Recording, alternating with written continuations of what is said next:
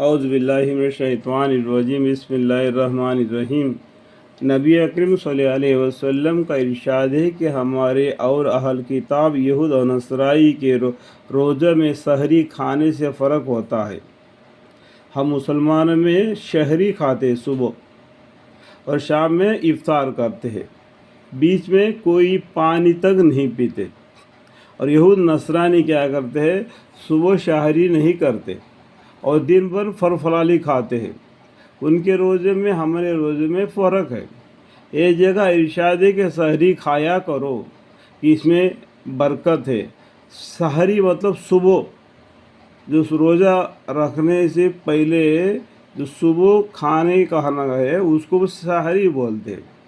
مثلا ایک مسئلہ بولتا ہوں، اگر روزے دار کو نہانے کی ضرورت پڑی، نہانا ہے اور کھانا کھانا ہے اور وقت قریب ہے، تو سب سے پہلے سحری کھاؤ، یعنی کھانا کھاؤ، اس کے بعد میں نہا لو، اس کے بعد میں فجر کی نماز پڑھ لو۔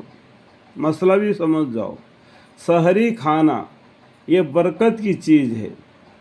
بغیر سحری کھائے ہوئے روزہ نہیں رکھنا اور افطار بھی کرنا، یہ کھجور سے کیوں نہ ہو، افطار کر کے مغرب پہ نماز پڑھ لینا۔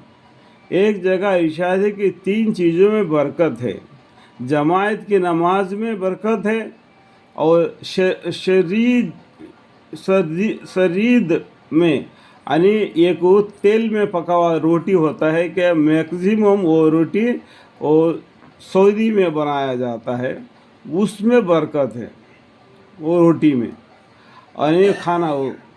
اور سحری کھانے میں صبح جو سحری کرتے ہیں، جو روزے دار کھانا کھاتے ہیں، اس میں برکت ہے۔ ان تین چیزوں میں برکت ہے۔ اس حدیث میں جماعت سے عام مراد ہے، نماز کی جماعت اور ہر وہ کام جس کو مسلمانوں کی جماعت مل کر کرے۔ کوئی بھی کام کرنا ہے، ایک آدمی فیصلہ نہ لینا چاہیے، پورا جماعت مل کر کوئی فیصلہ کر کے اس پر عمل کرنا چاہیے، اس میں برکت ہے۔ ٹھیک ہے۔ آنے پیغمبر صلی اللہ علیہ وسلم بھی ان کے وقت میں جب بھی کوئی لڑائی آتی ہے، کوئی بات چیت آتی ہے، صحابوں سے مشورہ لیتے ہیں اور اس کام کو انجام کرتے ہیں۔ ٹھیک ہے، مل کر کرنا چاہیے۔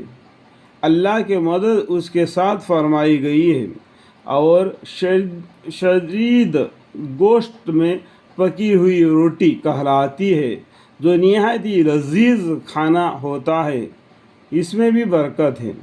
تیسری، سحری۔ نبی اکرم صلی اللہ علیہ وسلم کسی صحابی کو اپنے ساتھ سحری کھانے کے لیے بلاتے تو ارشاد فرماتے کہ آؤ، برکت کا کھانا کھا لو۔ ایک حدیث میں ارشاد ہے کہ سحری کھا کر روزہ پر قوت حاصل کرو، یعنی طاقت رکھو۔ سحری کھانے سے کچھ طاقت رہتا ہے، اور دوپہر کو ظہر کی نماز کے بعد میں تھوڑا دیر تک سو جانا، تاکہ صبح میں اٹھنے میں مشکل نہ ہو۔ ٹھیک ہے۔ سحری کھا کر روزہ پر قوت حاصل کرو اور دوپہر کو سویا کرو، آخر شب میں اٹھنے میں مدد چاہیا کرو، یعنی ظہر کی نماز کے بعد میں عصر کے بیچ میں سو جانا، تاکہ صبح اٹھنے میں آدمی کو نیند کا غلبہ نہ ہو اور تہجد کی نماز پڑھ لے اور سحری کرے اور کھانا کھائے۔ مسئلہ میں بتایا نا، تو سحری کھانے کا وقت قریب آ گیا تو پہلا سحری کھاؤ، پھر نہا لو، پھر اس کے بعد میں روزہ فجر کی نماز پڑھ لو اور روزے کی نیت باندھ لو۔ اللہ تعالیٰ سب کو سمجھنے کی توفیق عطا فرمائے۔